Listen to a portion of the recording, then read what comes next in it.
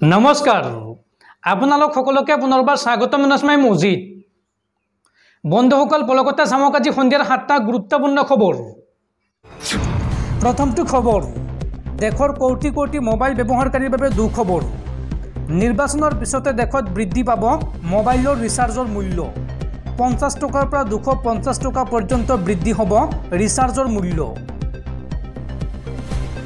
দেশৰ কোটি কোটি মোবাইল ব্যৱহাৰকাৰীৰ বাবে দুখবৰ 50 পৰা 250 টকা পৰ্যন্ত বৃদ্ধি পাব ৰিচাৰ্জৰ মূল্য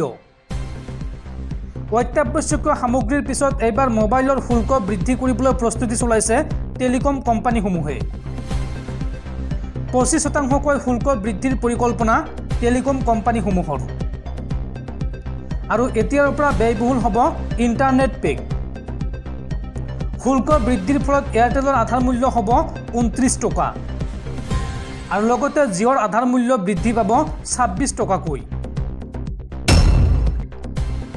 পৰৱৰ্তী খবৰ পাকিস্তানৰ বিৰুদ্ধে এইবাৰ খবত জ্বলিছে পাক অধিকৃত কাশ্মীৰৰ জনতা পাকিস্তান চৰকাৰৰ বিৰুদ্ধে হিংসাত্মক প্ৰতিবাদ পিঅ'কেত ভাৰতৰ সৈতে সামিল হ'বলৈ পিঅ'কেৰ জনতাৰ প্ৰতিবাদ আৰু লাখ লাখ প্ৰতিবাদকাৰীলৈ গুলীচালনা পাকিস্তান আৰক্ষীৰ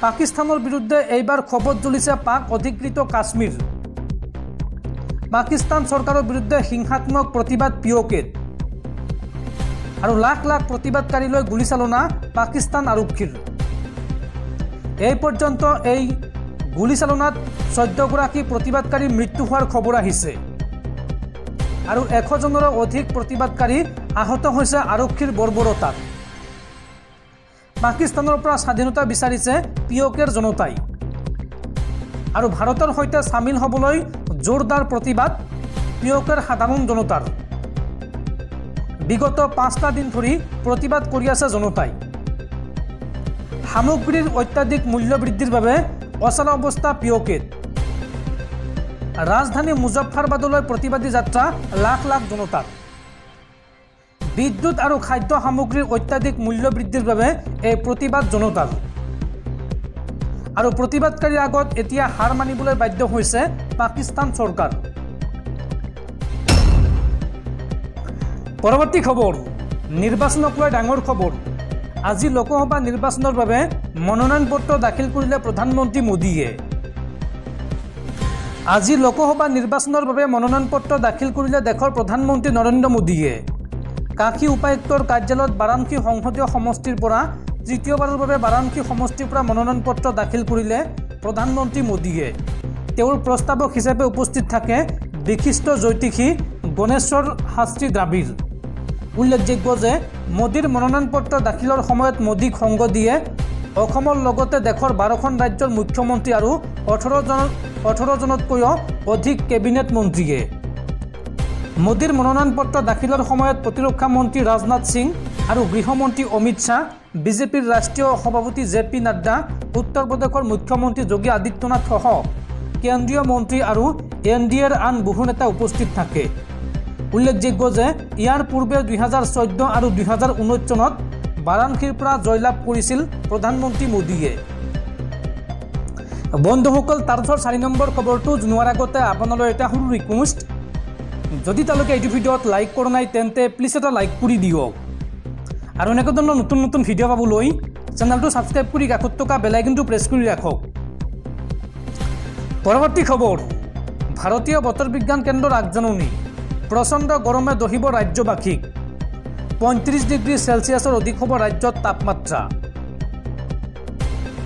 উৎকট গৰমে দহিব ৰাজ্যবাসীক 15 মেলৈকে ৰাজ্যত পৰিব প্ৰচণ্ড গৰম 35 ডিগ্ৰী চেলছিয়াছৰ অধিক হ'ব তাপমাত্ৰা 3 পৰা 4 ডিগ্ৰী চেলছিয়াছ তাপমাত্ৰা বৃদ্ধিৰ সম্ভাৱনা ৰাজ্যত আৰু আজিৰ দিনটোত গুৱাহাটী মহানগৰীত তাপমাত্ৰা হৈছে 34 ডিগ্ৰী চেলছিয়াছ লগতে তেজপুৰ বঙাইগাঁও আদি চহৰত তাপমাত্ৰা 35 ডিগ্ৰী চেলছিয়াছ আপোনাৰ অঞ্চলত তাপমাত্ৰা কিমান আপুনি জনাব পাৰে কমেণ্ট বক্সত আৰু এই গৰমৰ সময়ত সতৰ্কতা বজাই ৰখাৰ আহ্বান বতৰ বিজ্ঞান কেন্দ্ৰৰ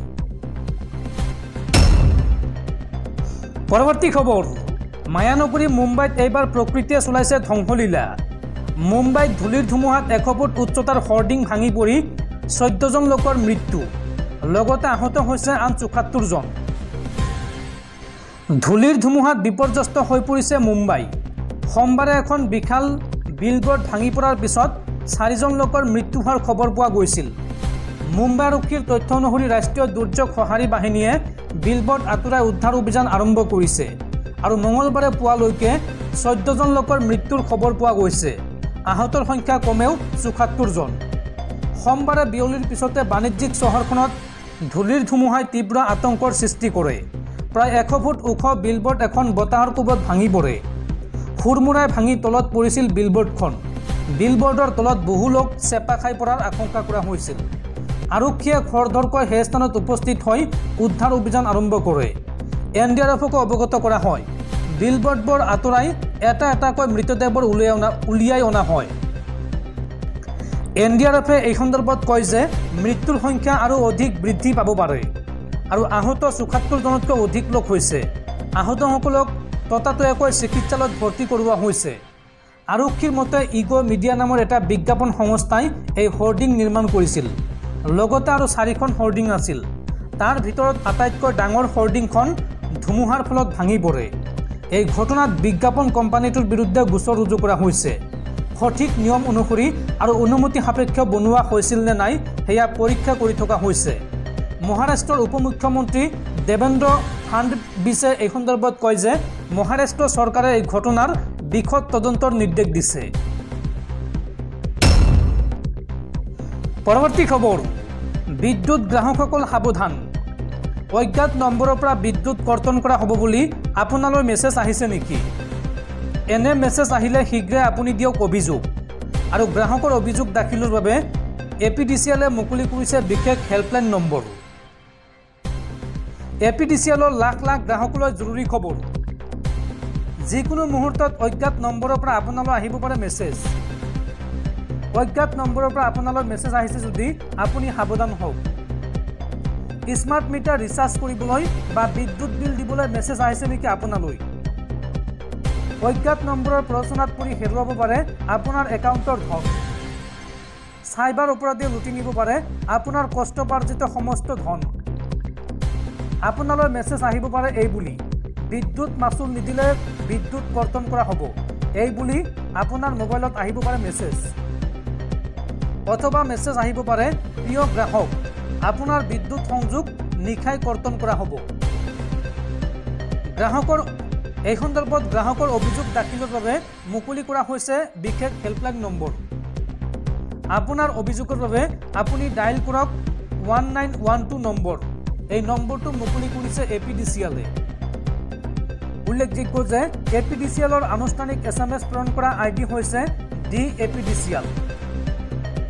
আৰু আপোনালৈ অজ্ঞাত নম্বৰৰ পৰা অহা এনেধৰণৰ সকলো SMS ভুৱা। এনেধৰণৰ SMS কেতিয়াও APDCLে গ্ৰাহকলৈ প্ৰেৰণ নকৰে। এনেধৰণৰ মেছেজ আহিলেই আপুনি শীঘ্ৰেই অভিযোগ দিয়ক APDCLক। পৰৱৰ্তী খবৰ, দেশত আকৌ এবাৰ হ'ব বিজেপি চৰকাৰ আৰু দেশৰ প্ৰধানমন্ত্ৰী হ'ব নৰেন্দ্ৰ মোদী। কেৱল 2024 নহয়, 2029তো ভাৰতৰ প্ৰধানমন্ত্ৰী হ'ব নৰেন্দ্ৰ মোদী। আজিৰ দিনটোত এই ডাঙৰ ঘোষণা কৰিছে কেন্দ্ৰীয় গৃহমন্ত্ৰী অমিত শ্বাহে।